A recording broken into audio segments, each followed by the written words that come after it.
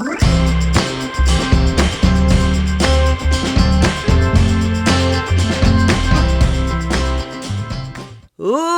and gentlemen, boys and girls, nerds of all ages, welcome to the Realm of Nerds podcast. I am your host with the most, Patty, and my co-host, the one and only, he's eccentric, he's sometimes entertaining, the one and only, Kibby! What's good, brother? It's your boy, Kimmy. And we got a special guest tonight. We do got a special guest tonight. A fellow nerd in person that we know. That's me.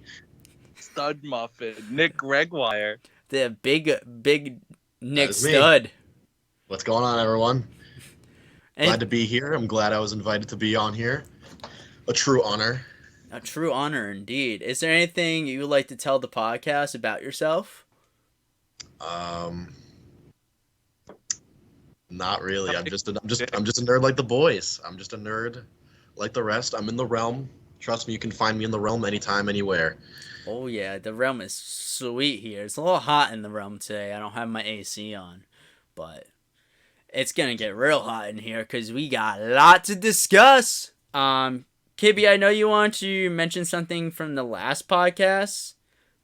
Yeah, so on the last pod, we were talking about Stranger Things characters, and we were talking about Dustin, and you brought up he had a new movie coming out with the girl from No Way Home. No Way Home. Well, I the watched Spider-Man it. Homecoming stuff. You watched it? Yeah. What's your review? It's a corny like teen movie.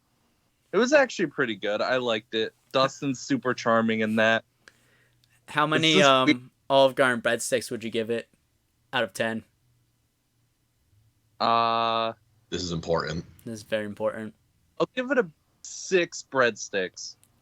Well, no. You said breadsticks. I'm talking Olive Garden breadsticks, the quality ones. You know, There's a very big difference. there's a distinct difference. 6 Olive Garden breadsticks. Huh? Out of 10? Out of 10, yeah. Out of 10. Yeah.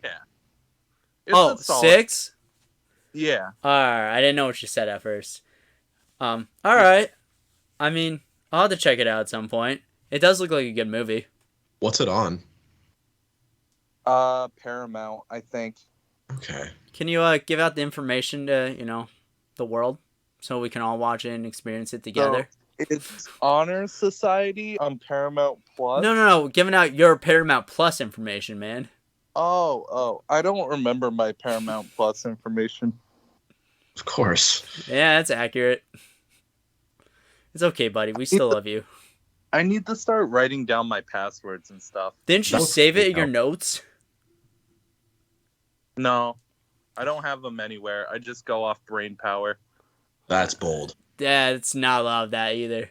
To be fair, my passwords don't really change all that much. Yeah, what is it? Puppies or something? Dude.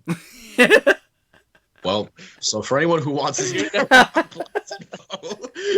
there you go. Definitely say that. What the fuck?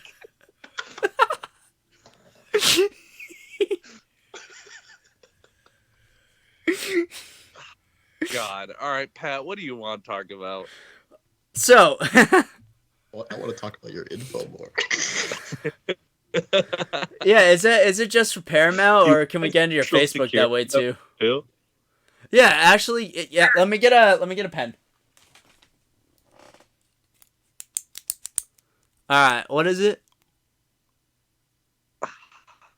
It's go fuck yourself. I'm 1, 2, sorry, 2, you 3. cut out a little bit. What was that one more time? Go Go fuck Fuck yourself. I don't remember how to YOURSELV.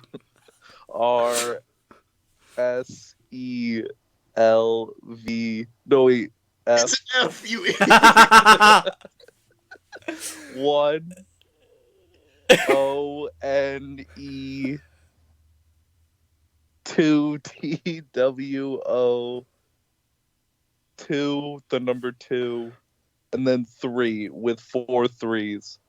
Did you get it? No. I'm not gonna lie, I blanked out after you misspelled yourself. You lost me at like G. Okay. So anywho, we're gonna move on from that. So there's a subject I want to talk about from the last podcast in regards to the Pokemon cards I got at Kineticon. I finally built my Darkrai deck, and I'm super excited, and I'm ready to kick your ass with it. Okay. I still have to like find my deck. Yeah. I'm sure it's behind you. Somewhere. The cards it's TCG's getting rotated soon, right? Not till the beginning of next year, so we got a while.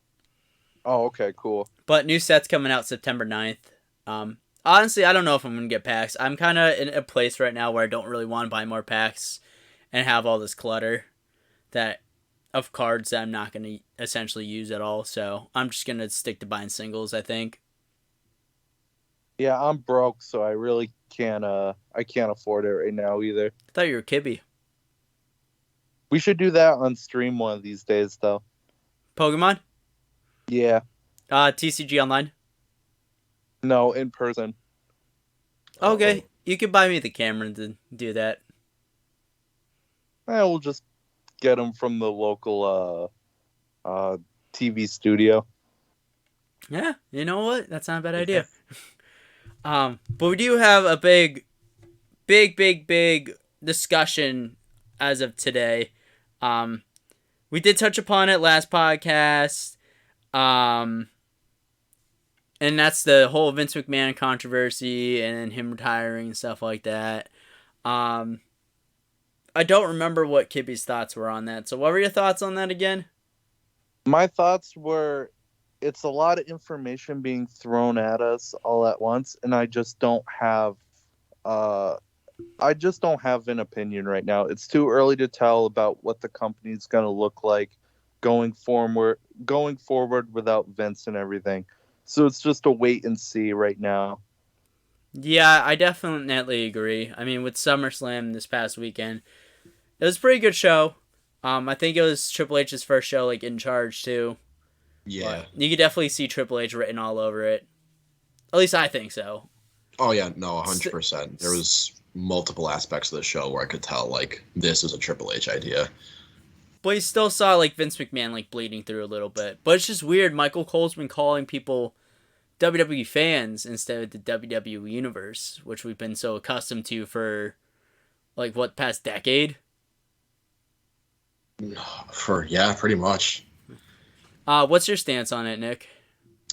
Because, like, okay, so when I heard that he full on retired, like, caught me off guard, fell to my knees in Walmart, like, all that stuff. You were in Walmart?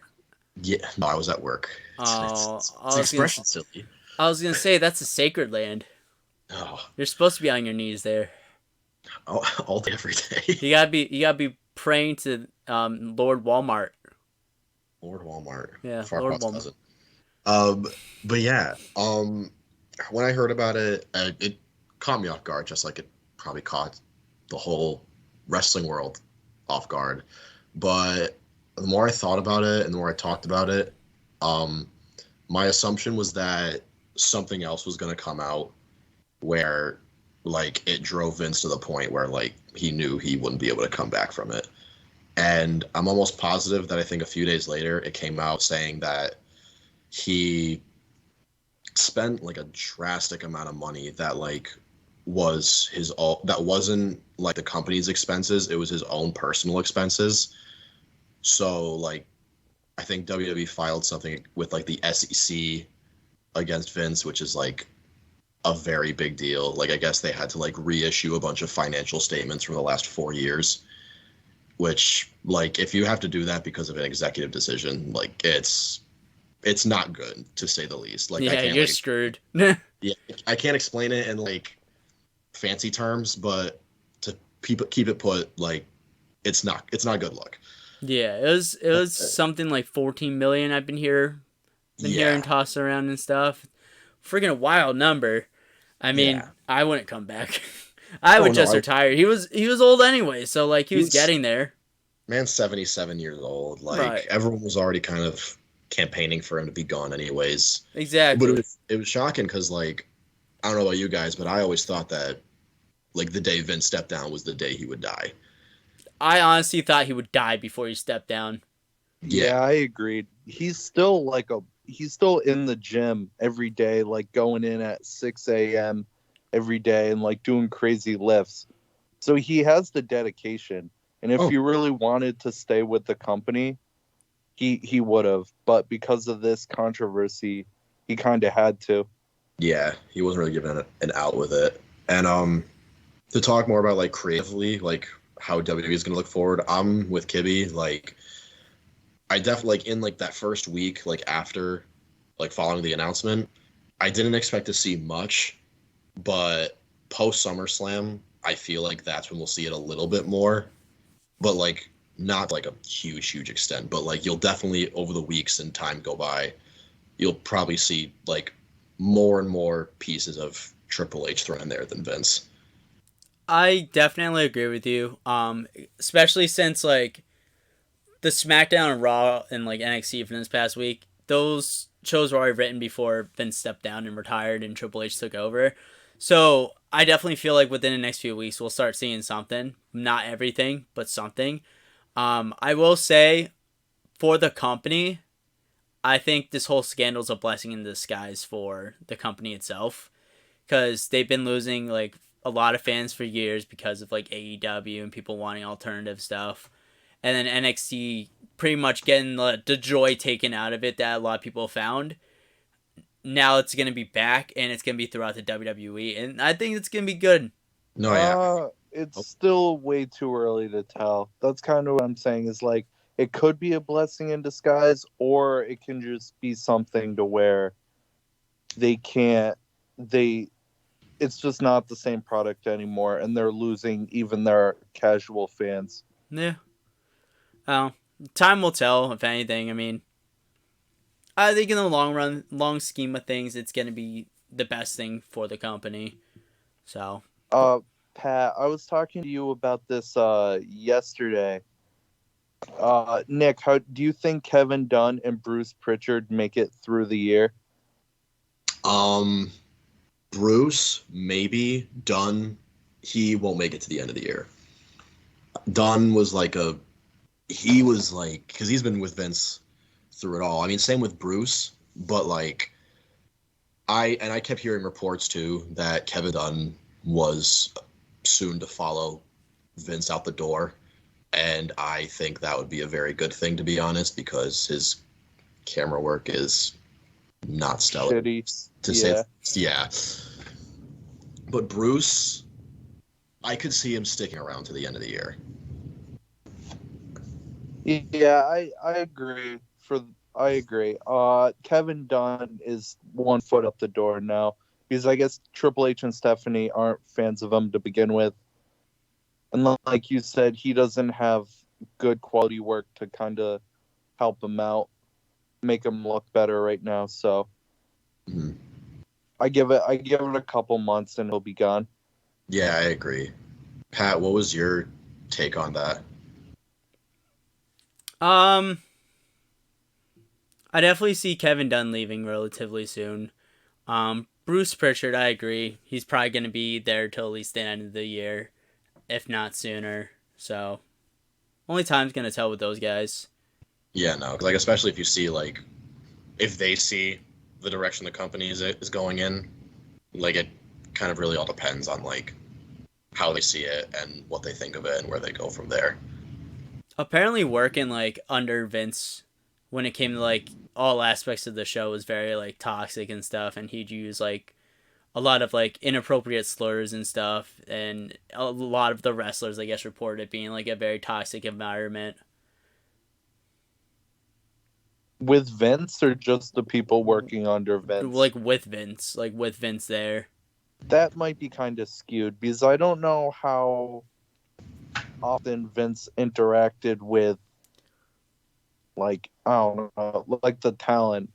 It sounds like he's really left it to his middleman over the years. Yeah, it's true. It again, this is just what I've heard. I mean, doesn't mean it's like Yeah, true. just reports. Yeah, I gotcha. So speaking of SummerSlam, which you brought up earlier, thoughts? A good show from what I saw. I liked it. Match qualities were pretty good. Yeah, I'm with Kibby there. I thought it was a really good show. Definitely one of the better pay-per-views of the year by far. Yeah, honestly, like, not really a lot of bad things I could say about the show, really. Yeah, I definitely agree with you guys. I actually really enjoyed the main event too, and I know I told you this last night. You left to go play poker, so you didn't hear or watch the match with us. I took the belt and went and played poker and lost $20. But yeah, no, I enjoyed like all the matches. The only one I didn't really enjoy was Liv and Ronda. It's kind of slugfest, you know. Yeah, that was one thing I was going to bring up. I wasn't a fan of that match, to be honest. Like, that was really the only like thing I could say. Excuse me, wasn't like stellar, because for one thing, I mean, granted, yes, I'm glad Ronda turned heel at the end, but I also think it's kind of too little, too late. Like, they should have done that a while ago. On top of that, they made Liv look super weak. Yeah, I couldn't, like, she did not get a lot of offense in, I can't even lie. Like, little to none.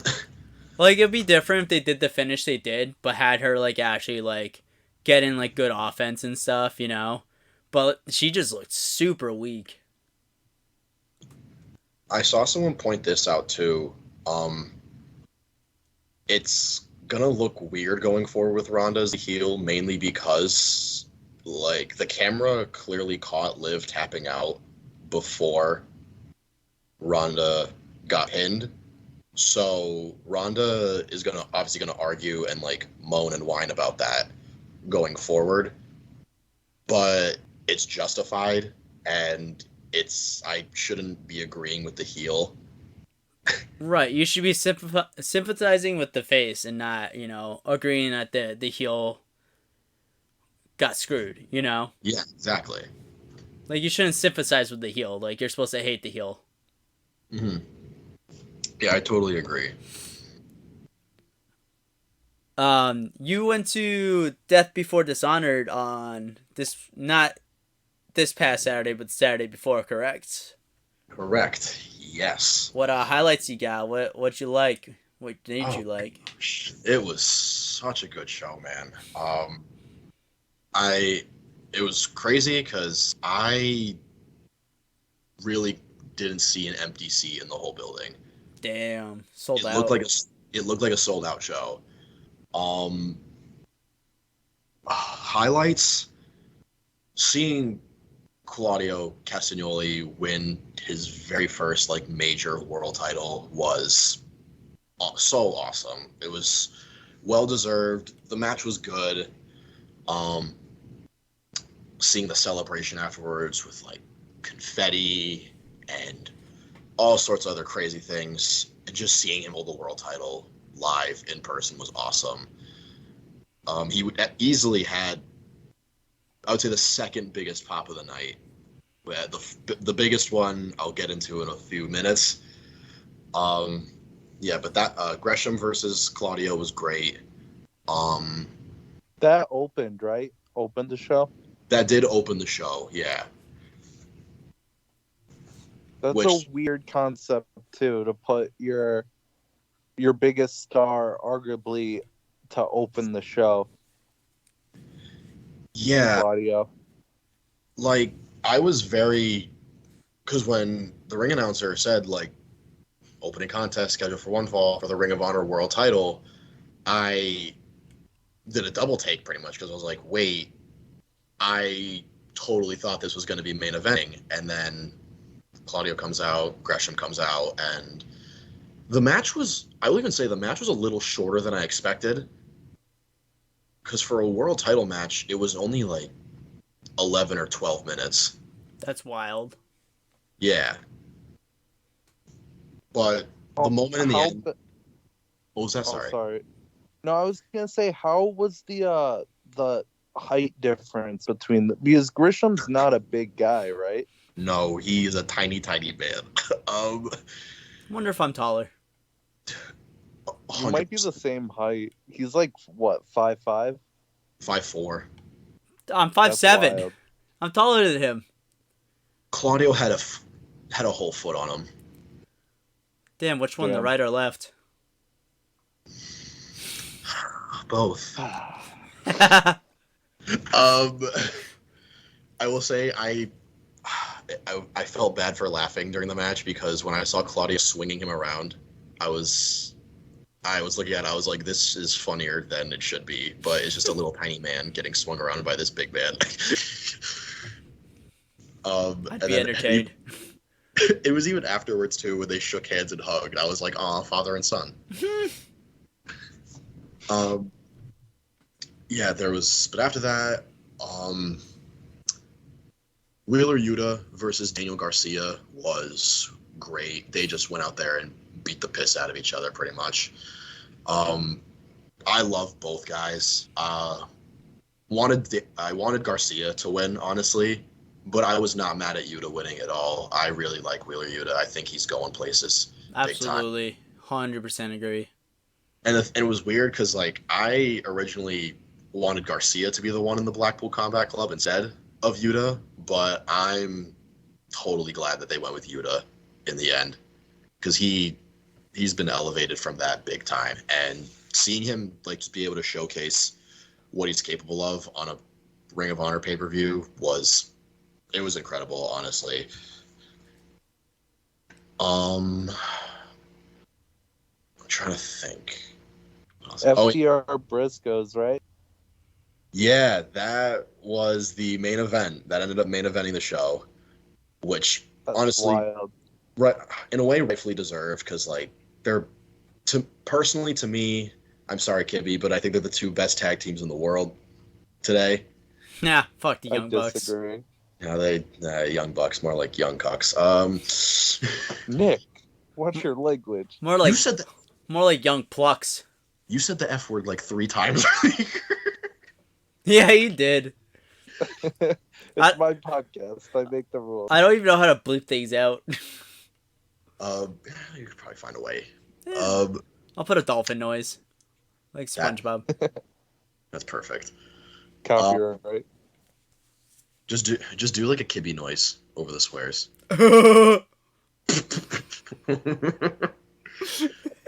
Fuck you. Please. Don't you mean, oh, you?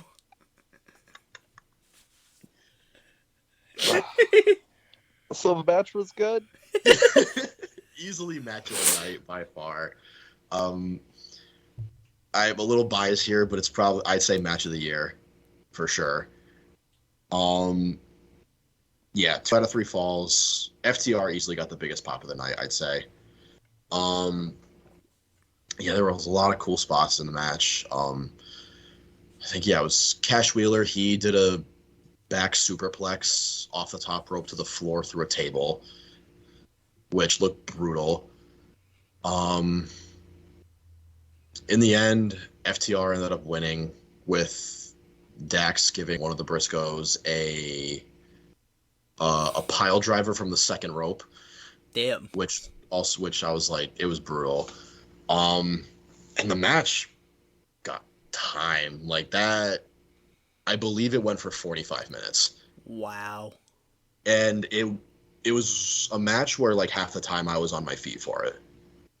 It got this is awesome chance, fight forever chance, dueling FTR Briscoe chance. It was just like it easily that night I had goosebumps the most during that match just because of the adrenaline going on with it. Easily the best match I've ever seen live, for sure. That's also just a very good match to see live in general. Oh yeah, you can't go wrong with it. And you're guaranteed at least one good match at a pay-per-view like that too. Oh yeah, like I figured Ring of Honor, I was gonna get more than one, but that one, that was honestly the selling point for me and my friend Jason, as you guys know. That was a selling point for us. Like, we saw that they were running it back, and we were like, we got to go to this. Do you think better than their first match? Yeah, by far. Actually, I wouldn't say by far. They're both really good, but again, like, bias, I was there for it. So a little bit of bias, but I personally think it was better than their first one. So show in general was enjoyable though? Oh, overall, yeah, one of the best shows I've ever been to. Like, not a single thing I could complain about. Oh, that's another match I wanted to talk about. Roosh versus Dragon Lee was so insane. Like, they just went in there. It was like, I didn't realize they were brothers, Oh, to be honest. I didn't know they were brothers either. I don't even know who they are. Didn't you guys see? Well, I know Roosh. Roosh. I know who Roosh is now, but before that, I didn't know who Roosh was. I mean, hey, after seeing his stuff in the ring, now you know, man. Like, Now he has a brother. Holy shit! yeah, the match was labeled as like brother versus brother, and they tore it up big time. There were some spots that looked just brutal. They chopped the life out of each other, dive after dive. Damn. Roosh gave a belly to belly to Dragon Lee off the apron and almost chucked him into the timekeeper's area. I was like very concerned afterwards. Yeah, overall they're just great. They're just two great guys. They just went out there, put on a great match, and I didn't have any bad things to say about it. But yeah, what else was on the card? There was a 6-man tag team title match. It was Dalton Castle and the Boys. Love the Boys. Oh my god, I have never seen them live before, and I'm so glad I did, because I love them now. Aren't they on Amazon Prime? You could insert crickets. I agree. I like that investment. But yeah, they faced this team called the Righteous. I literally have never heard of them before, so I was like, cool. My favorite moment of the match was Dalton Castle literally just taking each of the boys and just chucking them over the top rope onto the opponents, just literally ragdolling them all over the place to his own benefit, and I thought it was hilarious. So it was a good time with the boys. It was a good time with the boys. Probably not for the boys. Actually, probably for the boys, since him and Dalton Castle won in the end. There was a women's title match between Serena Deeb and Mercedes Martinez. That was a lot better than I expected it to be. I like both women at the same time, but easily one of their better matches that I've seen from both of them. Mercedes ended up winning. She did like a cool little German suplex from the top rope, which looked really nice. Yeah, that's really all I had to say there. Samoa Joe versus Jay Lethal, though, was great. It was easily one of the best matches of the night by far. Being in an arena, by the way, with everybody chanting Joe is cool as hell. It is so damn cool. It's magical. It literally, though, no, literally, like, the guy and the adrenaline of the whole thing just was off the charts. In my soul. Something, Cody Rhodes. Oh, that was awful. Cut that part. Nope. No. Absolutely the freak not. Yeah, Joe is as much of a badass in person that he is on TV. On TV, yes, thank you. I was struggling to think of I can agree with that. I've seen Joe wrestle once, and it was against Rey Mysterio. Damn. How was I that? haven't seen You were there. Joe wrestle in a decade. Oh wait, yeah, I was there. What Yeah. was this, Money in the Bank? Yeah, Yeah. Money in Bank Like- 2019. Yeah. Rey Mysterio won the U.S. title that night. Yeah, that match wasn't good. No, it wasn't. I was coming back from my piss break when that match started. You took a piss break after the women's Money in the Bank match. Yeah. Dang. At least it wasn't during it. You know, fair enough. Yeah. But yeah, Joe and Lethal, it was just two vets just going out there and just doing their thing. Satnam Singh, by the way, little Indian Shack. Indian Shack, or as I call him, like Beta Great Khali. um, he is extremely tall in person. Dude's like menacingly tall, and it's scary, but his face is funny at the same time too. Great He's Khali's tall huge on too. TV. He's like what, 7'2"? 7'2", 7'3", something crazy like that. That's Yeah, wild. he's a big boy. I would not want to see him in the street. Yeah. I would, and I'd laugh at his face. We actually saw Okay, him good. too. Did we? Oh yeah, we did. Oh, you Yeah. did see him. Yeah, he I forgot who he faced. He teamed It with was a Jay six-man Lethal tag. and that Yeah. guy in the suit. And he Sanjay Dutt. Sanjay and Craig. And then Yes. That's the cartoon with the snake, right? I don't Yes. know. And then they face best friends. Right? Let Nick finish talking about his pay-per-view. We'll get into all our experience on Dynamite. It was Yeah, you're good, dynamic. Did you? So you're. It was a good time though. You would definitely do another Ring of Honor show.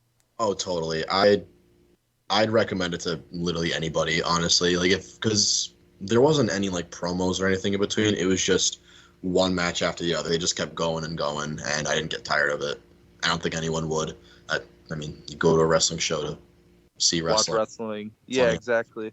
No, I go to watch the commentators. Yeah, we went for Taz. Yeah. Only reason we were there. Dang. Yeah. So as Pat brought up, Pat and I went to Dynamite on the following Wednesday. So Nick went to it was a week, right? It was the following Wednesday. Yeah, the following Wednesday, because I went on that Saturday before. Oh, that's right. Yeah. So we went last Wednesday. What, like 3 days ago? It's Sunday, bro. Saturday, Friday. It's 4 days. 4 days. Only off by a day. Yeah. It was a good show for like I saw probably the best matches I've ever seen live. Because up to this point I've had crap experience at live events. Yeah, no, there was a lot of really good matches. We saw Moxley versus Roosh. That was super good. That was Pat and I, both of our first time seeing Roosh live. He's good, man. He's good. He Like- was good. I was very entertained. And then Yeah, and to see Moxley do his like entrance and everything too in the crowd is pretty cool as well. Yeah, what was the atmosphere like when like Wild Thing hit? people were singing. Yeah, definitely. The crowd was definitely vibing along. But we were on non-camera side, so we weren't on that side of the crowd. Mhm. We were on the other side, and people were still like going crazy. Yeah. Everyone was standing up pretty much. Yeah, he got a good pop. And when he won the title, or retained the title, he got a good pop too. And then Jericho came out, and we got to sing a little Judas. Judas. Yeah, Jericho got a lot of time. He came out Behind the multiple mic. times. Yeah, like what? Like at least 4 or Twice 5 on times. Yeah, Like in twice total? on Dynamite, and then once on Rampage, I think. Once or twice on Rampage. Well, he also came out because he was commentating too. Yeah, There's- that's true. There's a few Yes. dark segments where he came out too. Oh, yeah. Yeah, a lot of Jericho. Yeah. Yeah, we were trying to get his attention. I think we did a little bit. He smiled towards us, so I think we did a good job. We got Tony Schiavone's attention before Yeah. the show too. Oh my god, what'd you guys do? We just waved. Aw, And then wholesome man. Mark Henry was at commentary for Dark Elevation, whatever they do there. And like I was just like, Mark Henry, and he like tilted his head a little bit. By the end of Rampage, I was pretty tired. We'll go with that one. Tired, quote In unquote. tired in quotation marks. And Mark Henry, there was technical difficulties where they wanted to cut to him in the back Yeah. and it wasn't working. So John Roberts kept trying to cut to him and it wasn't working. So I was screaming. I was like, "Sexual chocolate!" like 5 or 6 times. It was more than that, bro. Oh my I god. had people You were a looking at mess. me. Especially if I'm Yeah. tired. Yeah, I was super tired. Yeah, super tired. I kept making people around us laugh because whenever somebody was outside the ring and they started counting, I would just scream 7 for each count. I think you just made yourself laugh more than anyone else. I heard other people laughing too. Is that why last night and during one of the matches at SummerSlam you just randomly started going 7? 7. Yeah. You know what? That makes sense now. Yeah, it all adds up. Also, there's a couple other good matches on the card too. We had Sammy Guevara and Dante Martin, which was super cool because Dante Martin flew off the stage right in front of us. Yeah. Like by the The announce table and stuff. commentating booth, yeah. Which I feel bad for the commentators because we were like harassing them all night. I'm sure they get it no matter where they go. Yeah, They're sure. used to it at this point. Did you guys harass Jim Ross? A little bit, yeah. Let's go. We didn't harass Excalibur because Excalibur sucks. Don't talk We to also, where we were sitting too, is like we could really only see Taz. Well, where I was sitting, I could see everybody. Where you Really? were, yeah, you were in the seat over, and I guess your view was a little off. It's all I about mainly could perspective, just man. see Taz. Yeah, exactly. That's what And we saw a new FTW champion. Yes. Poor Danhausen, but Hook got a huge pop. Like that man's Yeah. super over. And I really liked Ricky Starks afterwards. Like when it cut the commercial break, Ricky was in the ring and he was like, he was just basically saying thank you and stuff to the crowd right before the turn, the Hobbs turn. Yeah, and it like looked So like that he was was cool to crying and see. stuff too. Yeah, I was heartbroken by that turn. I'm not gonna lie. It was wild. Definitely did not expect it, to be honest. No. There was a couple other good matches on the card. We saw Tony Storm wrestle. that was on Dark. Yeah, but you know, it's still Tony Storm. True. She was in a 6-man tag, I think. Woman. She was a 6-man tag. 6-woman tag. There you go, buddy. Also we saw the return of Bryan Danielson, and he fought Kibby's favorite wrestler, actually, Mr. Garcia. I don't like Mr. Garcia. What do you don't like Daniel Garcia? No, I don't think he has a look to him. He was good in the ring, like he had a good match with Bryan Danielson, but he doesn't have a gimmick, and I just think he's kind of boring. But he's got that dog in him, though. Oh, At least he's not Damian Priest. Or Baron Corbin. I like Baron Corbin a lot better than Damian Priest. if I were to rank the 3 of them, it would be Baron Corbin, Damian Priest, Daniel Garcia. Damn. Yeah, but you hate Daniel Garcia, Yeah, so you're gonna put him last.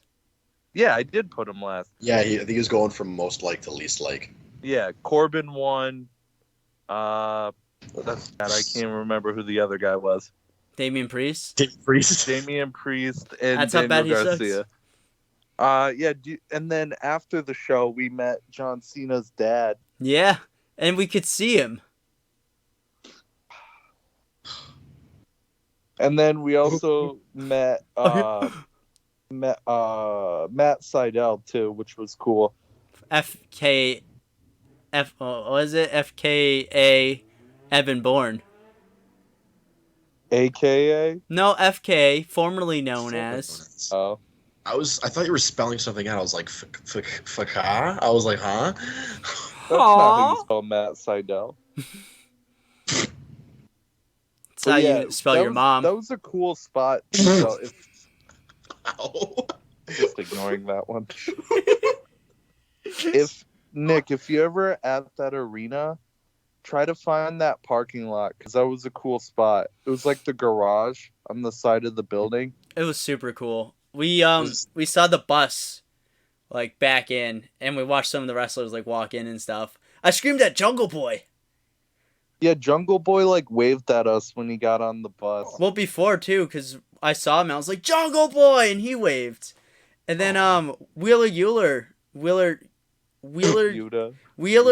I can't pronounce it. He was there too, and we were gonna try to snag a picture with him, but he got called to the back to like load onto the bus. But we saw Bryan Danielson and William Regal too. Oh, that must have been really cool. Ruby Soho. Too, yeah. It was super cool. Didn't you say Ruby waved at you guys too? Yes, I do remember Ruby waving at us too. Also we saw Tony Khan. Yes. Like in the back. I yelled at him, but he ignored us. Wait, was Orange on that bus too? I don't remember actually. He might have. Does he do? Yeah. I can see him doing the whole shtick he does, like just everywhere he goes. He really gets into character. I believe it, honestly. Like I feel like if I see him like outside of that, I'm just like, who are you? He'd be like, if I saw Orange Cassidy in a suit, I would not recognize him. Oh yeah, no, I agree. I would only accept jeans. He'd wear a denim suit or tie-dyed suit. Half and half. Yeah. Half and half. That'd be sick. I'd fuck with that. You guys want to go? Do you guys have any other last thoughts from the shows we saw? No, I think we touched upon everything. Yeah, I agree. You guys had a good time though? Oh, absolutely. Oh yeah. Awesome time. That's good. The next morning I was still a little tired. Oh, I believe it. Yeah, I mean, you didn't get home till like 3 a.m., man. Yeah. So I would be tired too. That would make one tired, normally. Yeah. Took a full day to not get tired. You should have drank more water. You would have been less tired. That actually sounds like a good idea. No, maybe you should have got more food from McDonald's beforehand. That was funny too. We got back in the car and Pat's like, dude, you have another cheeseburger? Eat that. Well, yeah, I was literally acting like his parrot. I was like, do you still have your food left? And he's like, yeah. I was like, eat it. And I was like, drink that water too. And I had an energy drink too. Yeah. He spilled it in my car, by the way. Did I? Yeah. Well, you spilled it mostly on yourself. What kind of energy drink? It was a Bang. Good man. Good man. Man of taste. I don't remember what kind. Was it the chocolate? You're a little tired, that's why. It was not the chocolate one. Damn. Pat, have you had the chocolate Bang before? Yeah, I tried it from him and it's disgusting. It's gross. It tastes like dog shit. It's not that bad. It's actually delicious. Coming from the person that would eat dog shit. Love you, buddy. Little dog shit Kibby over here. Yeah. Love you too. Oh, that could be when he becomes a wrestler, that could be his chant. And we can start it. We just go, dog shit Kibby. Dog shit Kibby. Alright. How do you feel about that, Kibby? Not a fan. Well, speaking of dog shit, I can tell you something that's not dog shit. Our next top 10. Oh, of course. Oh, yeah. Transition, man. Thank you. So, I don't think we mentioned what our top 10 was at the beginning of the video, but we are doing top 10. Oh, it has to go with our theme today, you know, wrestling themed. Going with the top 10 championship belts. Well, our favorites, you know, not the top 10 ones actually out there. I mean, some of them are, you know, the top 10 titles, but. Yeah. But, so, usually have Kibby start, but Nick, you are the guest. You know, we're hosting you, so you're a guest. You can start with your first belt. We go from 10 to 1. So we start with your least favorite and go to your most favorite. Wait, but before Nick goes, what do you mean I usually start? We've only done 2 other episodes. Yeah, and both times I had you start. Fair. But that's not a big enough sample size to be like, yeah, normally I go first. It's our only sample size. He's got a point. Pat, I think this is a sign that you have to go first the next episode. Yeah, episode 4, you're going first. That means you have to open. That means I have to do intro? Yeah, I think that's a fair trade. that's All fair. right, I have to prepare. I got it. You better Right. you better come with a script and everything, because you're gonna screw it up. I'll just make you. To be fair, we did have like 4 tries at the intro for this episode, so Yeah, we kind of struggled a little bit. a little bit of a struggle, but it's okay. Life's a struggle. Gotta do what you gotta do. Mm-hmm. So, Sir Nicholas, Nick Daddy G, That is also me. that is you. What is your number 10 championship belt? So, number 10, I have the Smoking Skull WWE Championship. The one that Austin always held. That's a solid choice. I chose this one, honestly, because it's one of the only, like, good superstar-specific championships that I like. Because I feel like with most of them, it's very hit or miss, and I feel like most of them are misses at times. I got Like, that. But I just thought the idea of him carrying around just a literal smoking skull on the championship with the WWF logo just slapped on top of it, it just looks so badass. And Absolutely. and of course it's Austin, so the way he struts to the damn ring with the thing is just makes it 10 times better. Absolutely. It was, go ahead, Kibby. Oh, I was just gonna say it's a good example of a belt being part of someone's gimmick. Mm-hmm. Yeah, exactly. Like, you obviously see that title, you obviously associate with Stone Cold Steve Austin, and it's only like Santino. Yes, Stone Cold Santino Marella. Yeah. Stone Cold Santino Marella. Dang, I gotta rewatch some Attitude Era to refresh myself on it. But yeah, it's only like number 10 on my list because obviously I wanted to talk about more like championships all throughout time, not just one that's specific to one superstar. But I wanted to include it just because I just always loved the design of it. Yeah, I definitely understand that. It is a very solid looking title and it does hold a lot of prestige to a lot of people. Yeah, exactly. And plus, there's also whenever I think of that title, I always think of the famous segment of Rock throwing the title into the river, I think. I thought that was the IC title. Or it might have been that. Yeah, I think it was him. I think he chucked the smoking skull into it was like the Mississippi River or something like that. Ooh, wonder if it's still there. Let's go for a dive. And it's also one of the funniest segments just because of the fact that Rock, as he's about because he threw Austin off the bridge into the river too. Because right before he did that, he flipped him off and then he said, "Go to hell," and then he punched him into the river. Wrestling is silly. It really is. That's why we love it. That's why we love it, exactly. But yeah, it's just a memorable title with associated with a great character and has been a part of a decent amount of memorable moments. Absolutely. Kibby, number 10. El So Numero number Diaz. 10 is the belt that when I was doing research on cool designed belts and stuff, I came across this one, and it's actually a current belt that's being used now, It's the NWA World Television Championship belt. Interesting. Do you guys, if you guys have your computers handy, I would Google a picture of it. No. Okay. Well, at least it's okay, Kippy. I'm going to do so now. I'll Google a picture when I add the pictures to the podcast. Because I assume you guys don't know what this belt looks like. I do not until now. Okay, I'm looking at it now. It's like silver with red on it, right? I'll actually go and look Yeah. this up too.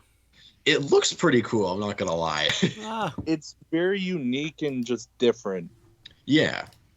what was it? I AWA? World Television Championship. NWA. World. How do you spell television?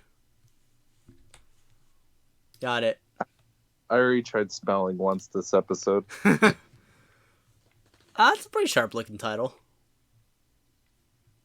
It has a old school feel to it just on the design, and it has a smaller strap than a lot of other belts do.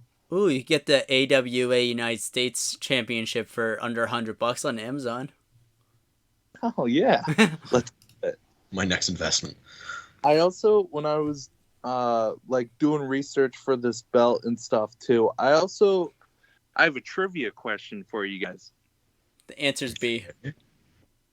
There were 2 wrestlers that were in the first ever tournament to determine the first champ for it. 2 of the wrestlers in that tournament are now working for AEW. Do you know who they are?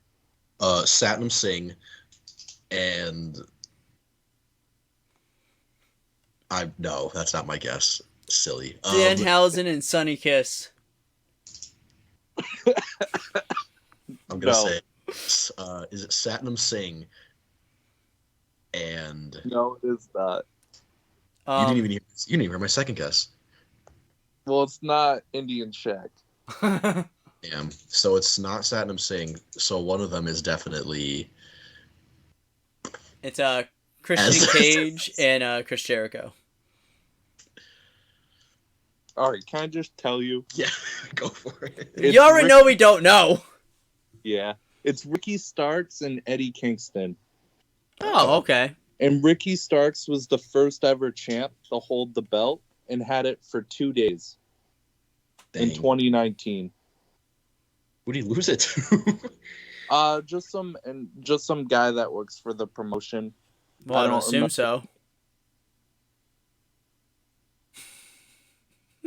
But yeah, that's my number 10. It's a sharp-looking belt, and yeah, it has like a old school feel that I appreciate about it. Yeah, it looks very sharp. I mean, it looks like it would cut my finger.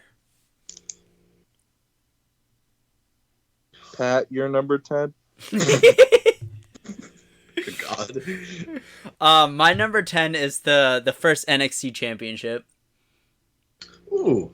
Yeah, I don't know. Nice. I like the NXT like letters as like the mold of the belt, and then just like a bunch of like metal on it and like gold, and it's I don't know. It looks very nice to me. Kind of brings like it brings a unique look and vibe to the title, and also makes it seem kind of prestigious in its own way too. It's also kind of like how they did like classic titles. You know, they would just have like the United States Championship would be shaped like the United States. You know. Yeah. So like I don't know. I just really mess with it. It's also like I feel like it's bigger Yeah. than most championships because like the strap itself is like huge. Yeah, I honestly think world titles should look a little bit bigger than the mid-card titles because it's the most important title in the company, you know? Yeah. So it has to look want it has to look it. Yeah, you want the pop more Mhm. when you see it on your screen. And like the fact that like this one's different and it's supposed to be the most like the prestigious title in NXT, it made it work. Yeah, it definitely had that feel of like this is an important championship. Yeah. And I mean it helped a lot of the younger guys who we now see as like bigger guys in WWE like make who they are pretty much. I mean, we know the list. Like Seth Rollins was the first champion, then Big E, We had Kevin Owens hold it too. Like, a lot of, like, big names, like Finn Balor, Samoa Joe, Shinsuke. I mean, I guess he's not really big on the main roster, but he's still a credible name that held the title. Yeah. So, yeah, it definitely holds a lot of prestige to me. Pat, I have a question. What's up? What version of the title? The first one. Okay, because you started naming off guys that I don't think held that version of the title. Yes, they did. Yeah, I can attest with Pat there. Nick can vouch for me. If Nick knows it, that it's a title fact. was well, that title was around longer than I thought it was. Till 2017, 2018, I think. Yeah, one of those years. Okay. Yeah, I just had to Google it, but yeah, you're right. Nick, your turn. My turn. All right. So for my number 9, we're actually gonna be staying with NXT because my number 9 is the NXT North American Championship. Ooh, I also have that one on my list, but Ooh. we'll get to that later. So my reasoning for this is one, I've always liked red straps on championships for some reason. I just think it looks cool. And I also liked how it was like, it wasn't like red, like it didn't like jump out at you, but it was like a darker maroonish type red, which I thought was different.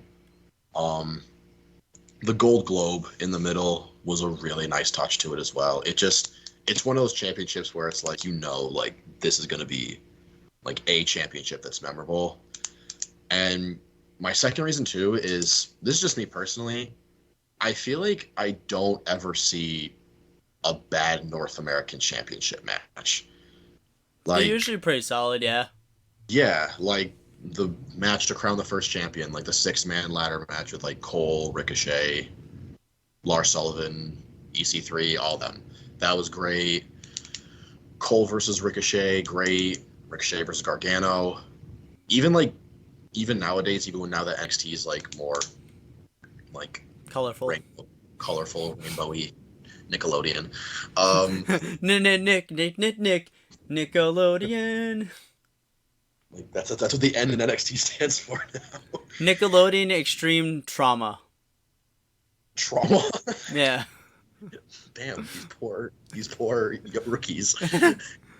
But even like nowadays, like even matches like Cameron Grimes versus Carmelo Hayes and like things like that, like it's I look at it as like the workhorse championship of NXT, and it definitely proves it with like all the great matches they have and the good legacy it has with like just a great list of champions, honestly. And if you think about it, it's the title that used to be how the Intercontinental title used to be back in the day. A lot of people that are going to be going for the World Championship usually win that title first. Exactly, and it's happened with a decent amount of North American champions, I think. Adam Cole, Keith Lee, Gargano. Gargano, yeah. Can't think of any. That's all I can think of at the moment. Those are the only 3 I can think of right now. But yeah, no, it's just a good overall championship. Good look, good matches. Nothing wrong about it. 100% agree. So for my number 9, Nick went from a title that has a lot of, not a lot, but a good amount of like prestige, and you just know it's like you're gonna get a good match when you know it's a championship match. I went the exact opposite and just picked a belt that looks cool. You're gonna have sucky Oh, matches. can I take a guess? No. It's 24/7 title, isn't it? No, it's the ECW World Championship. It's the silver one from 2008 to 2000. Yeah. I actually kind of like that belt. The title looks pretty good. I gotta admit, yeah. Yeah, it's the exact opposite of Nick's. Like Matt Hardy and like Christian and stuff held it, but it just looks cool. I'm a fan of silver and white with like championships, kind of like our predictions championship, which I agree. Should be you should put that on the YouTube version. A picture of the belt? How about no? Okay, well. Go fuck you. That's like your fifth F-bomb. This God, I'm gonna have to censor so much. yourself. Yourself. Kibby, Honestly, I kind of like that. please do that. I'll record my voice you doing it. Oh! Say if you need to come over and just laugh into a mic. I did. Kibby, how But are you? yeah, How are you gonna forget the most like the most prestigious ECW champion of that time, Ezekiel Jackson, He's the last champion. the last champion. If you think about it, he's the current champion. Never lost it. Going strong. That's Alex logic right there. Oh, Hey, Alex, we want our belt back. There's not really a whole lot to say. I just think it's a cool looking belt, and I just like the silver because it's unique, and you just don't see a lot of belts like it anymore. yeah, no, Yeah, I I definitely agree. agree. Silver always looks good in championships. I feel like no matter what. Yeah, can't go wrong with silver and gold. 100% agree. All right, Pat. So, my number 9 is actually the current WWE Championship. Oh, okay. I don't know. It's a different design, like with the whole part of it carved out, and to me, it also looks like a prestigious world championship, and you can recall a lot of awesome moments with it, like with Rollins cashing in at Mania, AJ Styles holding in his over a year reign. Just a lot of good and classic moments with that title, and I don't know. It also just looks nice to me. It's definitely one of the better looking WWE titles, out of all. Not the world title itself, but at current championships in WWE. Yeah. It's definitely one of the better looking ones. If you think about it, title just looks so good. They recycled it 4 times. More than that. Yeah. Actually, more than that. Probably the Universal Red and Blue, the Raw Women's and SmackDown Women's titles. The Brian's eco-friendly WWE Championship. Bro, that's a good title. I love that championship. I didn't put that on my list. That's an honorable mention for me. But no, I agree. It's so nice they recycled it 6 times. Yeah. But no, the OG is definitely the one out of the bunch that I think is the most prestigious. Absolutely. And it was the one that they first introduced. So I don't know. It's just a sweet looking belt. It's so nice I own one, so. That is true. You do. Nick, you own it too, right? I do, but it's blue. Oh, okay. He got the blue Raz version. I got the blue WWE Championship. I got the black licorice. Kibby, you should get the red licorice one. Red licorice is the best. I mean, you're not wrong. Black licorice sucks. Which is not F tier. No. That's garbage tier. It's G tier. G tier. All right, Nick. What's your number? Oh, was it 8? That is number 8. Yes. Yeah. So I didn't lose track this time. Number 8. I have the TNA World Heavyweight Championship. Yeah. I actually had that on my list, and then I took it off. The one I'm talking about, oh gosh, I'm trying to think. It's the one they use later on, at the end of TNA. Oh, boo. You not currently right now, but The one that Bully Ray held and stuff. yes, Yeah. the one that Rude held, the one that Bully Ray held, the one that Aries held, Actually. That was the one I had on my list too, and I took Yeah. it off. So honorable mention to the TNA World Heavyweight Championship. I feel like you're gonna have a lot of honorable mentions on this list. Yeah, I didn't think about the got them Daniel Bryan out. title. Huh? I was gonna say you're getting him out of the way now. Yeah, That that's is true. Because I would have been giving them at the end. But yeah, so I won the TNA World Title. Yeah, it's just it's just a good looking championship, and plus that's also when I started watching TNA, so I was just super familiar with that championship, and I just love the look of it overall. I like the gold with like the mix of like the blue, like the dark blue TNA logo. I know it traded colors at times. I think it was black at once, then it was like dark blue. But like either way, like the look of it, like that little like star-ish triangular shape that it had, like it just screamed world title to me. And it was definitely one of those championships where again, certain like champions like made it what it was, like Kurt Angle, Bobby Roode, AJ Styles. Like it was just one of those. You said the name. Oh no. Oh no. Is he gonna go nuts whenever he hears AJ He's gonna Styles? go bananas. But yeah, it's just a good looking title, and I also really liked. I think it was a year or two ago when Moose brought it back for a little bit in TNA, but it had the white strap. I thought that looked really freaking cool. That looked so good. That was They a should've nice looking belt. They should have just kept it. I'll be honest. I agree. I actually don't know if I've seen it with the white strap. It looks clean, dude. It looks really clean. Except when you drop it in dirt. Then it looks dirty. And then it's just, well. Alright.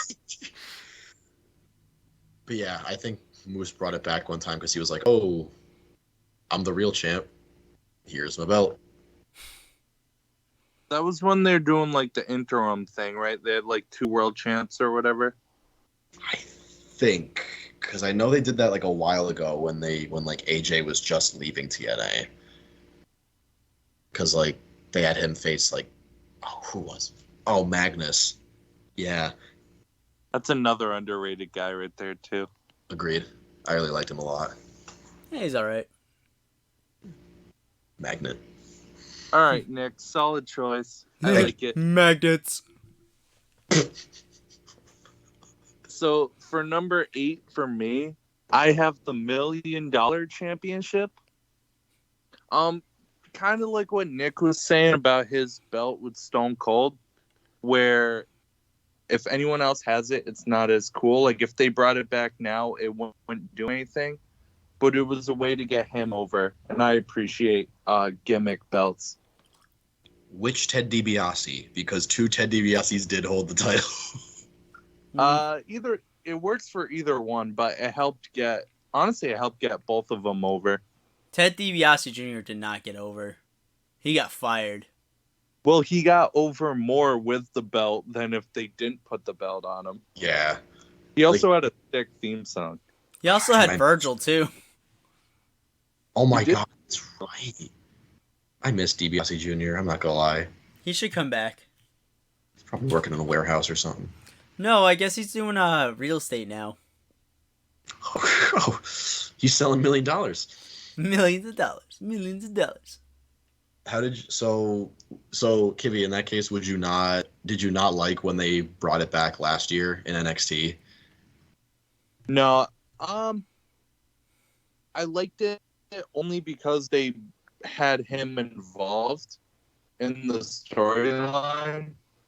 Like they had DiBiase Sr. like involved. But overall, no, I didn't like that Corey Grimes had it. Corey Grimes? Grimes, my bad. For my Yes. number 8, I picked the NXT North American Championship. So pretty much what Nick said earlier. Red strap looks damn good. It's also a big strap too. So Yeah, and pretty nice. yeah, and it just works with the like design on the plates and stuff. So very solid title. Very solid matches. Like you said, not many bad matches for that title. Mm-mm. And it's the workhorse title of NXT, so you gotta love it. Exactly. Plus it's only been around for like 4 years, so like it's a good track record so far if it's not putting on bad Yeah, matches. it's probably the second youngest title I have on my list.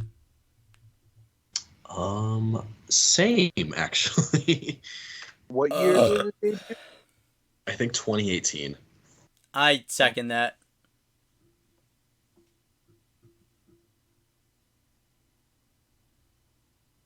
Hello? Are you gonna follow up? No, yeah, I was counting how many titles I have that are newer than that.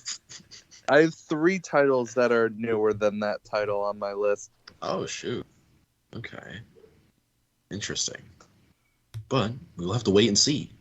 Oh, Yeah, yeah. no spoilers. Nope. No spoilers. All right, Nick, you're number 7. So we're going back in time again with my number 7. So number 7, I have the WCW United States Championship. That would have been an honorable mention for me. That's Oh, really? a nice title. I actually Yeah. forgot about that one. It's just like, honestly, it was another one of those titles where it was like it had such a simple look, but it worked very well. Like, it was mostly gold for the most part, and Yeah. then you just had a little dash of red in there, like just to represent the US, like a little dash of red, white, and blue or something. And like it just worked. It was simple. Big names have held it, likes of Goldberg, Sting. Sting, Booker T, Lex Luger, I think. I feel like it could be wrong there. I'd You said argue. big names. True, I didn't. I retract my statement of Lex Luger. I would argue that title did it better than the current title. Like the current US title? Yeah. I agree. Yeah, I agree. I don't even think it's close. I don't like the Like- current title. Like, if they like almost like remastered the WCW US title and brought it back today, I'd be totally fine with that. I'd be alright with it. Like, Look it's one of better those than what thi- we have now. Yeah, I just really like the title a lot. Again, just a good design with it. It's just one of those titles where I feel like if you brought it back today, it wouldn't look out of place. Agreed. So yeah. I agree. Alright, kibbles and bits. What So you got? mine is also a WCW championship. Oh. I have the WCW World Heavyweight Championship, which is just a big gold championship. Really? It's Yeah. there on your list? I was Yeah, I gonna put that at say 7. that's like awfully like high in my opinion. That's not high enough. Like, damn. Not even top 5.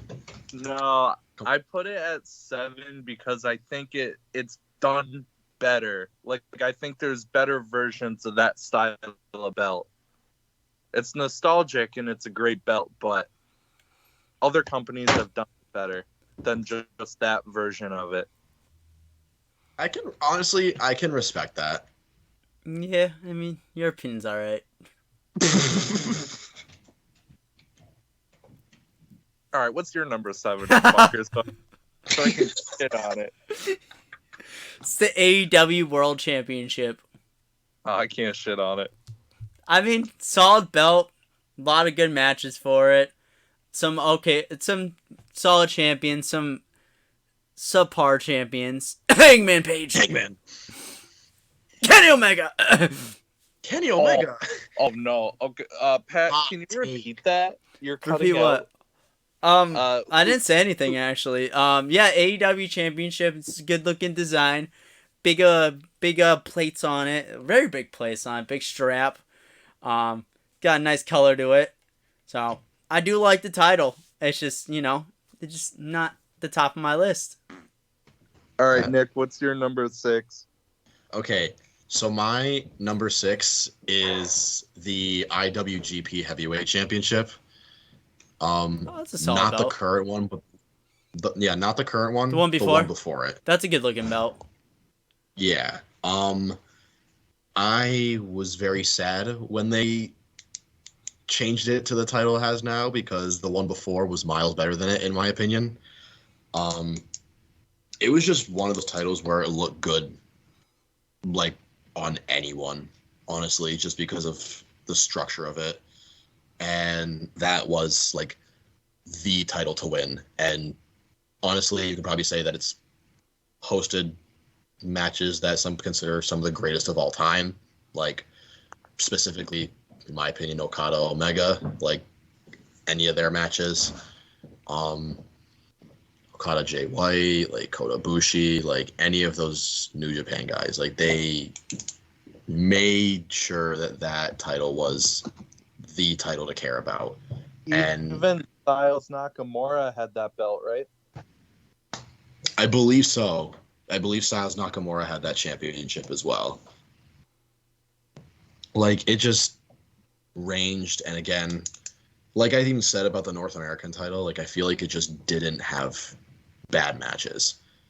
Like, they'd always, like, no matter what, whatever year, like an IWGP heavyweight title match was always in discussion for match of the year across like any promotion, I feel like. Absolutely.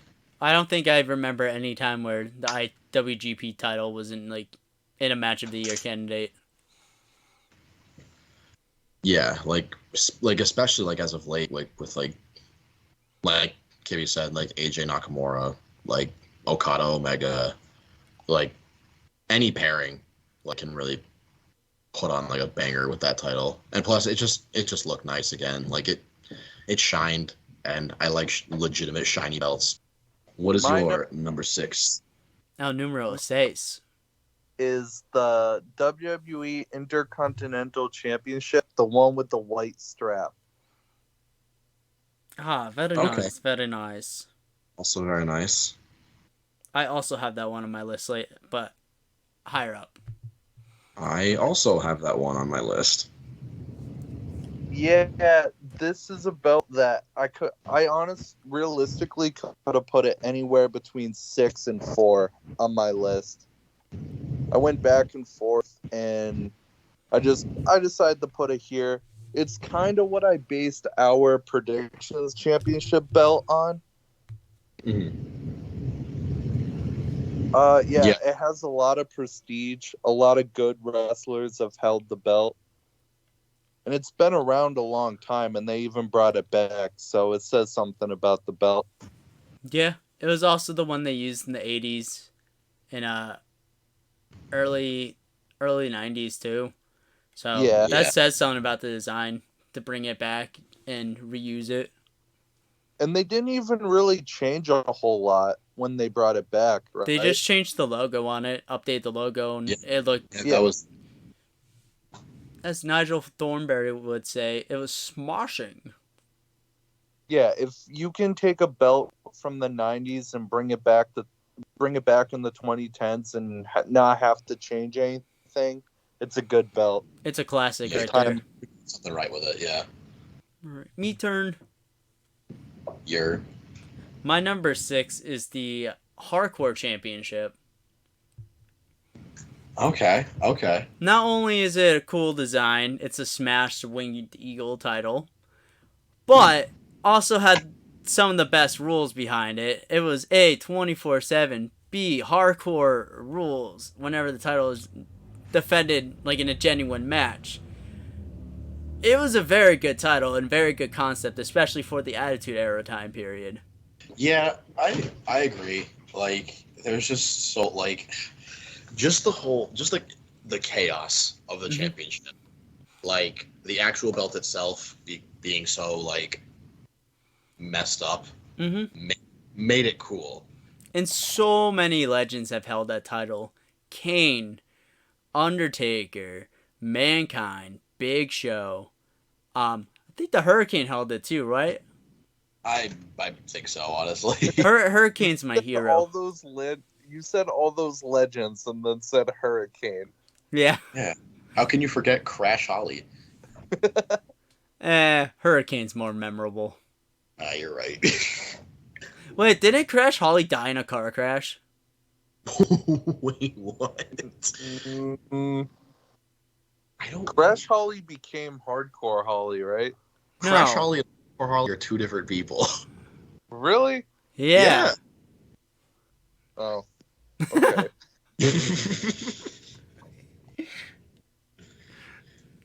But yes. I agree. I just love the chaotic nature of the championship. Absolutely. It's what I wish the 24/7 title was a hardcore title instead of 24/7 title. But you know what? Beggars can't be choosers, I guess. Exactly.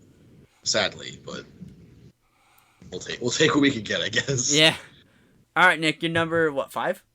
Yes, top 5 now.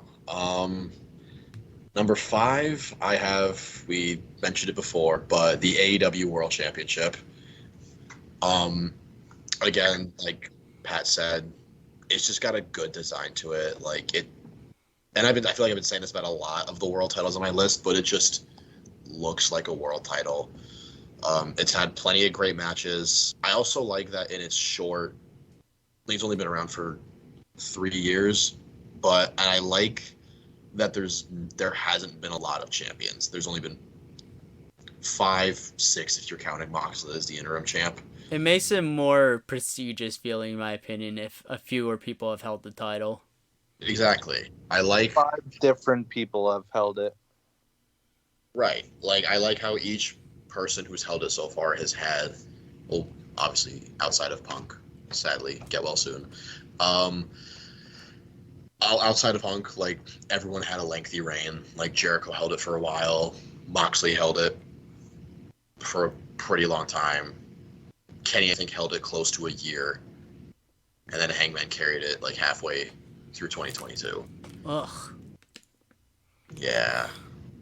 Sorry, Hangman. You're a cool cowboy and all, but like, Not even that.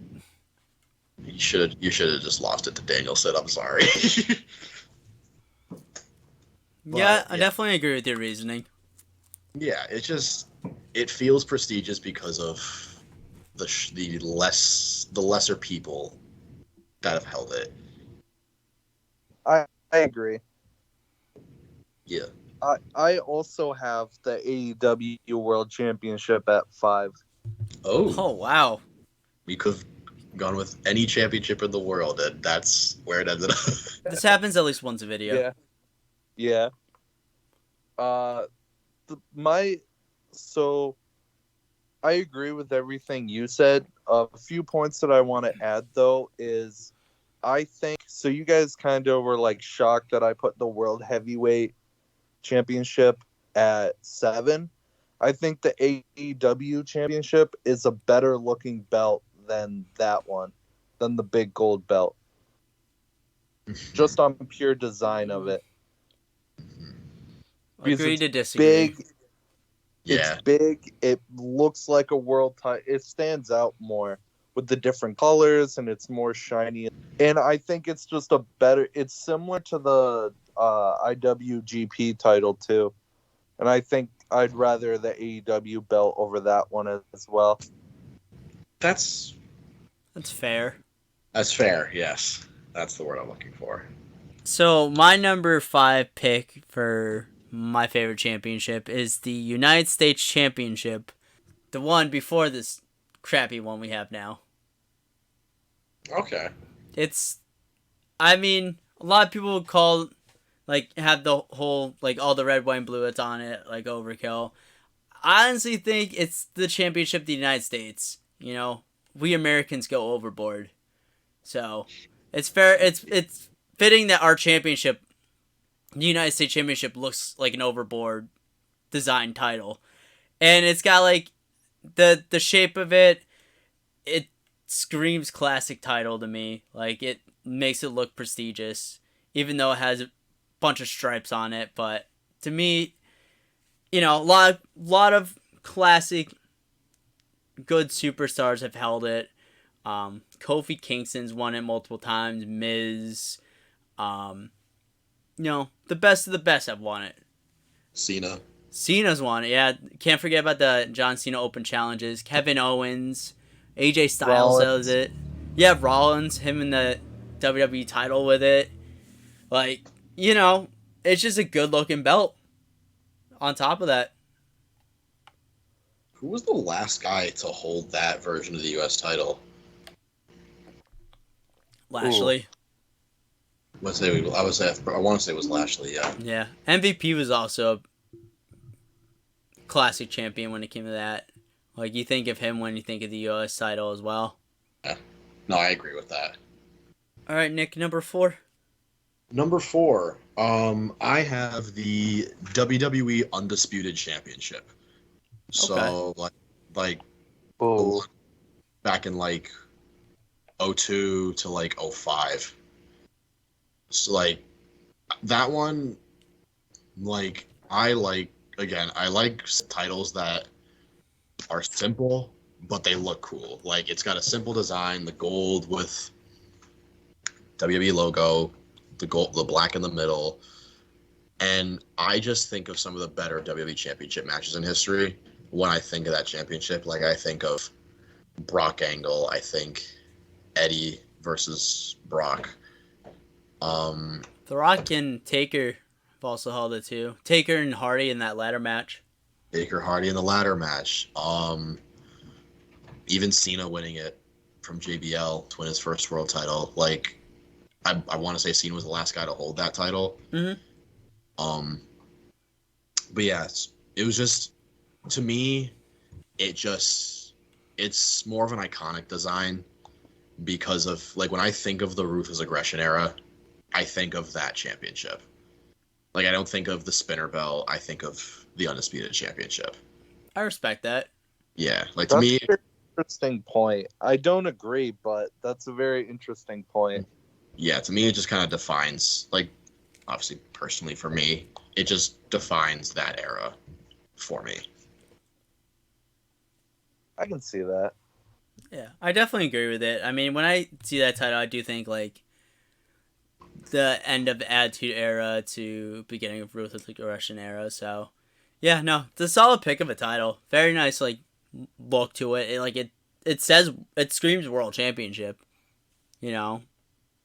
I personally Right. don't like the design of the belt, but I can't debate you on the match qualities and just the prestige of the belt and the guys that held it.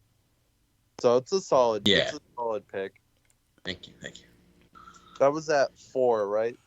4, yes. Yeah. Now what is yours, Mr. Mine Kitty? is the TNA World Heavyweight Championship, the one from 2007 to 2012. I vaguely remember that title. I think I also That's- vaguely remember. That's the one before the one Nick talked about. Let me take a look real quick. I have to refresh my memory. That is a good looking title. Is that an example of World Heavyweight Championship done better for you? Yeah. That And- Whenever I think of the TNA World Heavyweight Championship, I think of this belt more so than like the other iteration. Like this is when I was watching TNA. So this belt is nostalgic too for me. It means a lot more to you personally. yeah, because And of I've time. actually held this belt. Whoa! Yeah, you were Yeah, champ. at a meet and greet with AJ Styles. I took a picture with this belt when I was like 10. Picture it didn't happen. Huh? Picture or it didn't happen. It happened. Where's the picture? I don't know where I don't No know pic, where no proof. my uncle has the picture. I'm But sorry. they're like kind of I'm sorry, it didn't happen then. Gonna have to ask AJ himself. Yeah. Yeah, I He'll remember tell- that schmuck. He smelled like Doritos.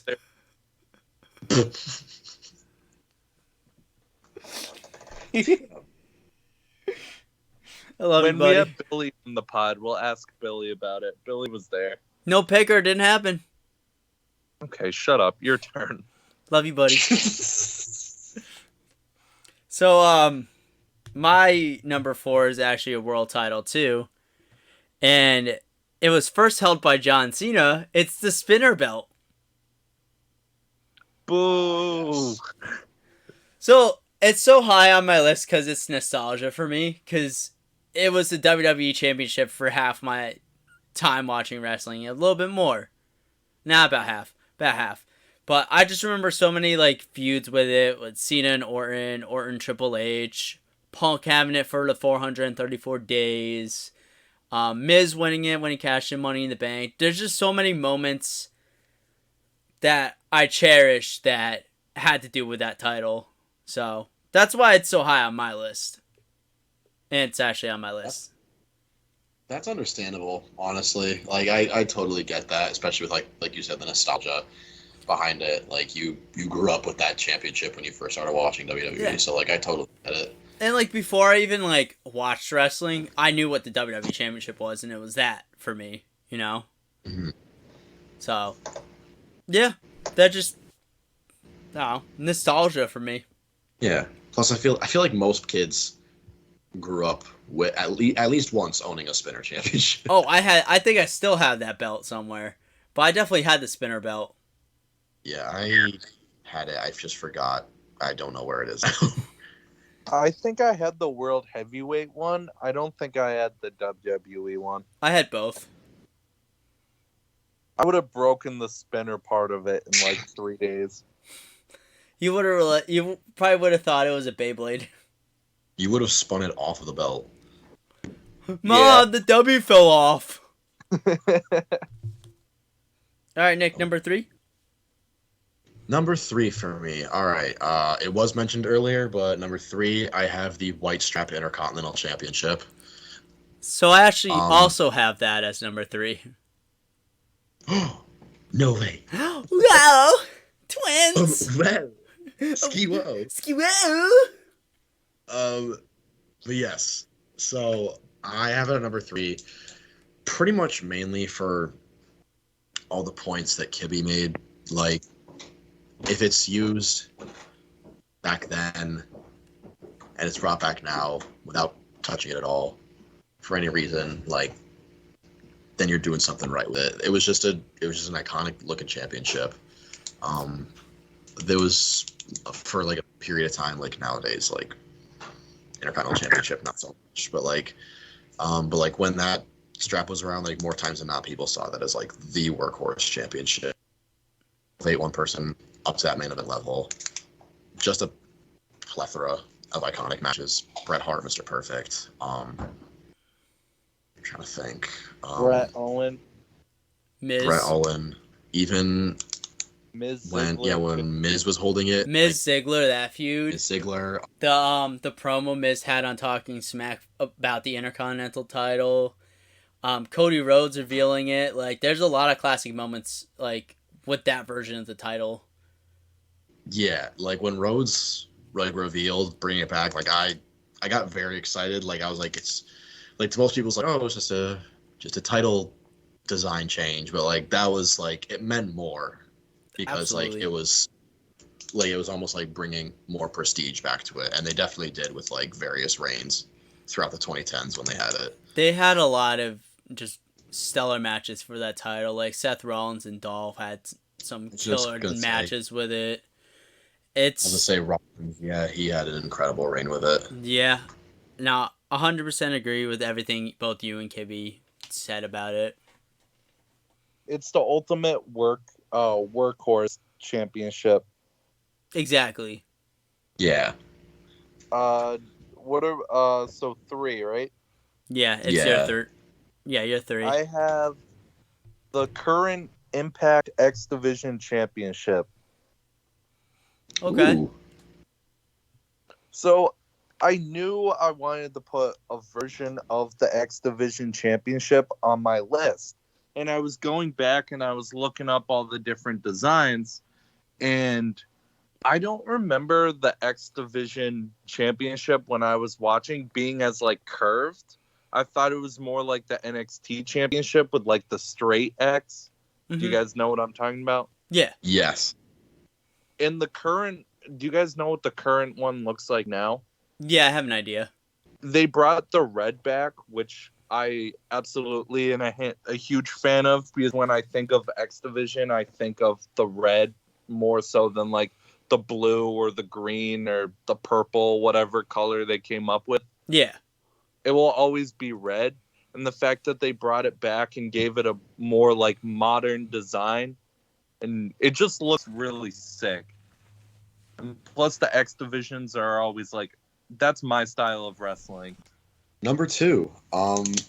So I went back and forth a lot with what my 2 and 1 would be. Ultimately, number 2, I went with the World Heavyweight Championship, the big gold. What?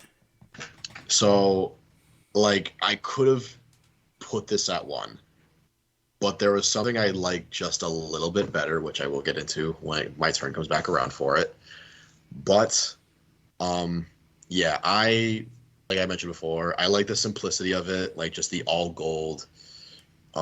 It's just an iconic look. Like you see that and you know the prestige behind it. You know it dates back to WCW, came back around in WWE, and you think of memorable moments and memorable matches with this championship, like Eric Bischoff gifting it to Triple H. You think of Goldberg beating Hulk Hogan for the WCW title. You think of, personally for me, you think of Randy Orton's matches with Christian in like 2011. Also, Punk and Hardy too. They had a good feud over the title. And Hardy, there's a lot of iconic moments. Undertaker and Edge too. That feud was really good. If you're just talking about the history of wrestling, that belt is probably going to get mentioned the most times or the second most times of any other belt. 100% agree. 100%, yeah. Like it's got a lot of history behind it, and for me, like I just like the simple look of just straight up gold, like because that's the goal. That's the end goal in wrestling, right? To get gold, and you see that, and that's what you want. Exactly, and like Ric Flair held it during the 4 Horsemen days and stuff. Wait, no, it wasn't during the 4 Horsemen days. Did he? Probably. Yeah. 4 Horsemen were around a long time, so probably. Yeah. So like you think of iconic people like Flair, you think of people in WCW that held it, like Goldberg, Hogan with the NWO on it, like. Mm-hmm. It just holds a lot of prestige and history, and it's one of those titles that is so appealing to the eyes. It's literally on everybody's top 10s. Like it was on yours, Kibby's too. Like no matter where it is, like it's gonna be on there. I just was looking up what time Ric Flair's last match was. 2009. Oh, tonight. Oh, and no, he had a match in TNA. He had a couple in TNA, I think. Can we give your number 2? Yeah, what was your number 2? I have the Winged Eagle Championship at 2. I also have the Winged Eagle Championship at number 2. Oh, fug. Oh, fug. Nick, is it your number 1? Why would I tell you what my number 1 is? No spoilers yet. We're on our number 2. Gosh, focus. What kind of show do you think this is? Gosh. Fine. So, it's definitely... Actually, Pat, you take the lead on this. What is your number 2? I mean, like the World Heavyweight title, it's very historic, has a lot of prestige to it. When you see it, you go and you think that's the world champion. Like the person holding that is the guy. He's the world champ. It's a simple design, but just looks so good. So many superstars have held it. Hogan, Macho Man, Warrior, a lot of classics. Yeah. So Yokozuna, Bret Hart, Michaels. Like when you think of that title, you think of so many Hall of Fame careers. So it's up there as far as the world title goes. It's classic. You see it on just random TV shows. Like they've had that title on How I Met Your Mother. So you know it's a classic title when it's popping up on How I Met Your Mother, and it's not even wrestling related thing. It's just the threesome belt. It's a good title on a bad show. Yeah. That show's good. I disagree. I also disagree. Can't wait till we do top 10 sitcoms. Oh, that's a good one. All right. What's your reason, KB? Everything you said, I think of the three of us, I definitely went the most design based. Like when I was doing my list, I tried to focus on what belts look the coolest. And I did a couple versions of my list, just kind of going back and forth and stuff. and the winged eagle was the only one that made my top 3 in every list. Like I was trying to go category for category on each belt, and that was in every top 3 that I made, Yeah, I or respect every that. top 10 that I made. Yeah, honestly, it would probably same for me. Like it'd probably be top 3 every time. Solid belt. I want one. That's my dream belt. Like if I could own a belt, it would be that one. Yeah, honestly, It's all that close. and the Intercontinental title are like the next belts I want to get if I get another belt. I gotta get room for another belt. Before we get into a number 1, I wanted to bring something up to you guys. When I was doing research for this video, or this podcast, I was looking up the Intercontinental Championship, trying to find like the white strap and all that to get like specific years and stuff it was used. And did you know the Intercontinental Championship that they had now originally was white instead of black? Bro, that would look so good. Did not do it. It will look And so then much better with a white strap. White strap and then they blue chose on the it. black one, and they chose the black. Yeah, they chose the black one instead of white and blue. They just don't know how to choose a title. I think Triple H should fix that. I think you should too. Just give Gunther a new title. Change his name back to Walter too. Nah, change his name to Garut. Groot. Change his name to Yeah. Kitty and get buried. Change his name to Gru, like from Despicable Me. No, it's gotta be Groot so he could go around saying, I am Groot. And his henchman comes out like a minion. He has to speak like one too. Banana! He could change his name to like Kevin or something. Nah, Steve. Bob. Kevin. Guys, I think I know our Halloween costumes. Minions. Dude, I want to. Oh, Can we get inflatable? Can we get like big inflatable ones though? I'm down. damn, we're gonna style and profile our way into a freaking Halloween party. Can we chuck bananas at people? Banana! I'm cool with just speaking like the minions for the rest of the night whenever we dress up as them. I thought you meant the rest of the pod. No, we're not. No. Nope. I don't even know how to talk like a minion. You just say gibberish. Oh. There you go. That's pretty good. How do you spell inflatable? INFLAQBADABLE. Inflatable. Inflatable. Yeah, I got it. Alright. Minions. Number 1, Nicolay. All right. So my number 1 favorite all-time championship is the. It's the Winged Eagle Championship. Yeah. You guys went over pretty much most of it. There's a ton of prestige by it. With like some of the most iconic names have held it. No, and like Kibby, you had mentioned, no matter what, I knew this was going to be in my top 3, no matter what. And just the design of it, man, like It's classic. It's so cool. It's classic. It's fresh.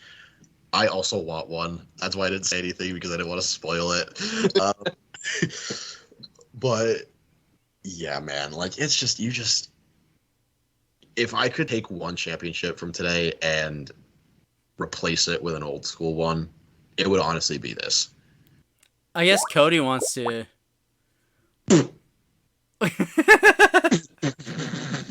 Come on. I found it. 'Cause It's only $60. only 60? That's not bad. Your first purchase will be eligible for free shipping. Oh, let's go. Free ship me my minions. $62.99. Oh, that's not bad. Guys, I think we know what the move is. I think we know what we have to do. We have to get Kippy a job so he can buy us these. I'm buying my own. I'm not buying you guys one. Yeah, just What think if of I it squeeze? as a buy 3 get none free. Oh, when you put it that way. Yeah. What if I asked really nicely? Only for you, Nick. Oh, let's go. I'll clean your room. Free minion inflatable on my way. Pat also brings up a good point. If he cleans my room, then maybe. I'm getting a That's dumpster and throwing everything away. I wonder if they have different, because there's like 3 different types of minions. I wonder if they have. The one eye, the tall one with 2 eyes, the tall one with 1 eye, The girl. the purple one. This one is more expensive.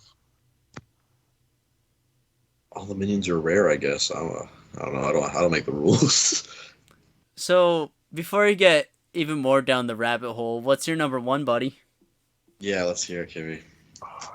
Okay, my number 1 is the WWE NXT UK Women's Championship. Really? I love the design of the UK Championship. And then for the women's title, they just made it a white strap, and I think it is the sickest title ever. I respect that. I also respect that. You're also the only one to put a woman's title on their list tonight. Yeah, because they don't have a good track record of being good. I will say I did just the regular UK championship. That was an honorable mention for me. Like if we did it like since it was top 10, that was probably 11 for me. Yeah, I'm looking at pictures now. It just looks so cool. Thought you were looking at minions. I'm multitasking. Yeah, he's got things to do.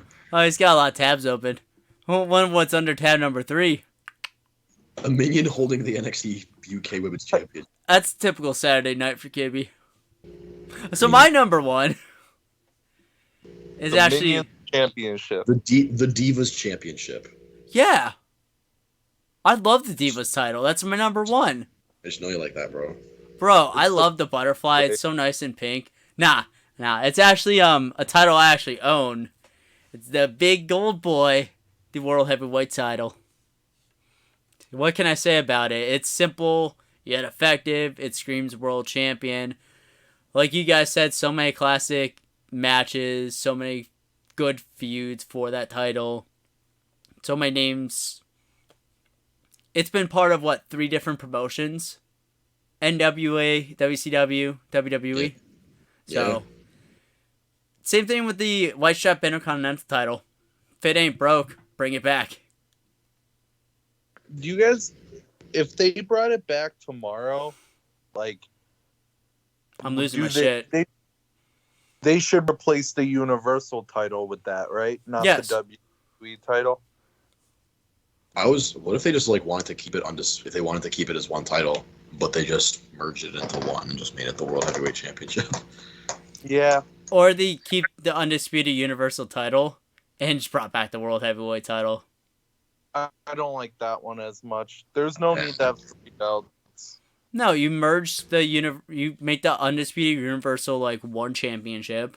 Make it like the design of the WWE and Universal Championship, but do a gold strap. Ooh, That would look fire. I could get behind that actually. I think I like Nick's idea better though. Just make it one belt and use that one. Use the World Heavyweight. Yeah. Yeah, it's true. Plus Roman would look sick with that freaking title. That's it for our top 10. Any takeaways? Any honorable mentions?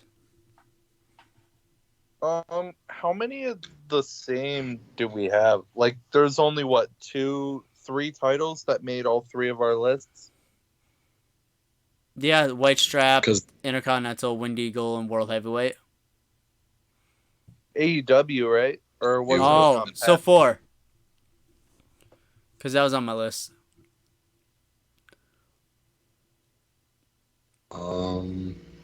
Almost all of us had the North American title besides Kibby. Boo. Yeah, Yeah, my reasoning was just like, it's okay. Like I don't watch a lot of NXT, so I tried to stay away from those titles unless they like kind of blew my mind, like the women's title. Right. I respect that. Yeah. Yeah, it's a good thing you don't watch much of NXT. It's a good thing not a lot of people watch a lot of NXT anymore. Yeah. All right. Yeah, no, I think I said most of my honorable mentions in like the $1 million title, the NXT UK Championship. Oh, the World Tag Team Championships from like 2002. The blue ones? The ones with the red blue one? ones.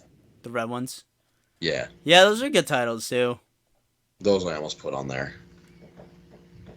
Pat was talking about those the other day. I was talking about that one and the WWE Tag Team Championships. The ones that coincided. The bronze ones, No, not the penny ones. The ones before the penny ones. The one that Hawkins and Zack Ryder held. The ones that were the Yeah. undisputed tag titles the first time around. that's right. Yeah, I agree. All right, I think that's all the Yeah. time we have. I have been your host, the Patty Smalls, and my co-host, you know him as the Kibby, and then our guest for the episode, Mr. Nicky Gregoire, the man, the myth, Nick- the legend. Nick, what was your experience on the pod like? Did it change your life? Yeah, you're our first guest. I mean, I'm very honored to be the first guest, no question. I enjoyed this a lot, actually. Like, oh, 100%.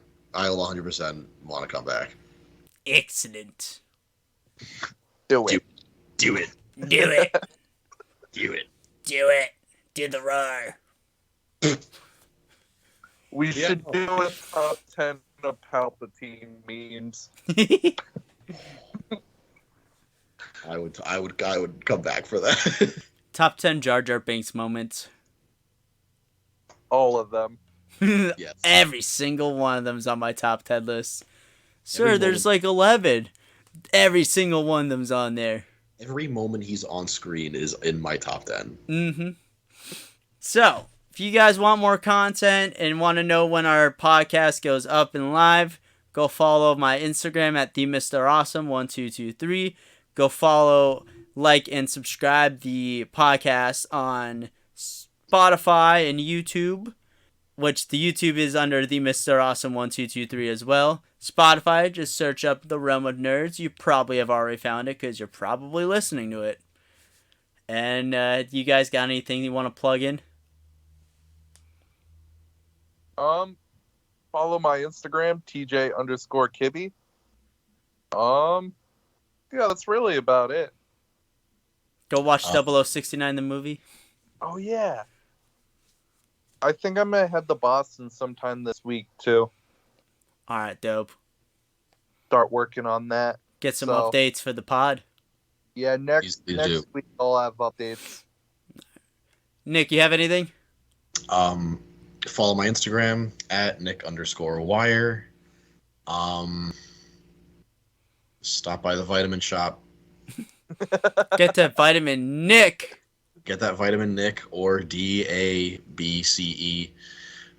And yeah, order online. Come in store. That's Well, funny. You're plugging your vitamin shop. Use a I mean, discount code of Realm of Nerds to save nothing. I'm about to say, yeah, that's not a code. Nick, if I walk in and be like, I'm here to redeem the discount code for all this Prime that I'm gonna buy, will I get a 25% discount? Kibby, you don't even have an account with the vitamin shop. Wait, I don't? No, because the last time you came in and bought the cases of bangs, I said, "Do you want to sign up?" And you just straight up go, "No." Alright. Bye, everybody. Bye. Later.